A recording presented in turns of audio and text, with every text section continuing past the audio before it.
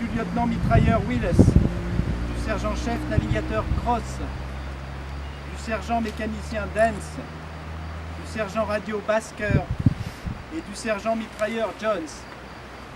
Ils sont tombés en combat aérien le 4 mai 1944 sur notre colline de Donne-Marie-Dontilly. Le plus jeune avait 18 ans. Le plus âgé en avait 26. Ils sont tombés pour défendre nos libertés et ils reposent en paix dans notre cimetière de Dontilly. Aujourd'hui, où il s'agit de préserver pour nos enfants les valeurs de notre République, d'en rappeler les principes de tolérance, d'égalité, de liberté et de fraternité, sachons ne pas oublier le sacrifice de ces jeunes combattants qui ont donné leur vie pour cet idéal. Sandrine, je te laisse la parole. Monsieur le maire, cher Serge, mesdames et messieurs les élus de la commune de Donne-Marie-Dontilly, messieurs les anciens combattants et porte-drapeaux représentant les associations patriotiques, monsieur l'adjudant-chef Marc Collard, cher Marc, représentant la gendarmerie nationale, monsieur le garde champêtre, mesdames et messieurs les sapeurs-pompiers de Donne-Marie-Dontilly, mesdames et messieurs les musiciens, mesdames et messieurs en vos grades et qualités. C'est toujours très particulier pour moi d'être à la cérémonie du 4 mai, parce que c'est une cérémonie que je connais bien et pour cause.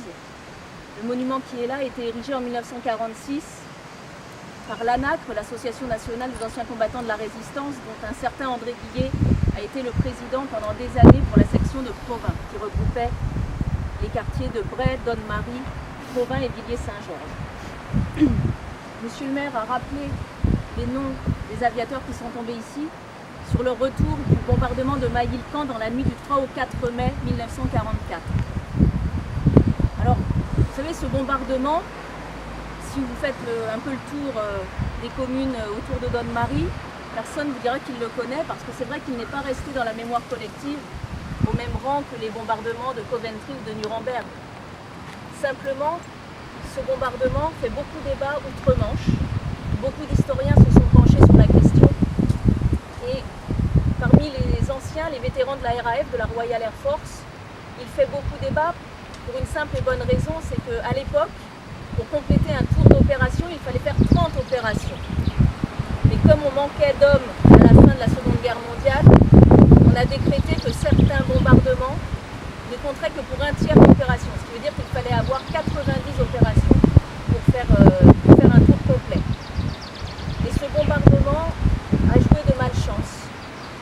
Alors il y a plusieurs thèses qui s'opposent, mais l'une des plus défendues est qu'il y aurait eu une radio américaine qui aurait fait des interférences empêchant la Royal Air Force, les membres de la Royal Air Force, de bombarder au moment précis, ce qui a entraîné la perte de plusieurs appareils, puisque 362 appareils étaient engagés, seulement 312 rentrèrent, 50 sont tombés, dont un sur notre colline du Montpensier, comme le disait monsieur le maire tout à l'heure.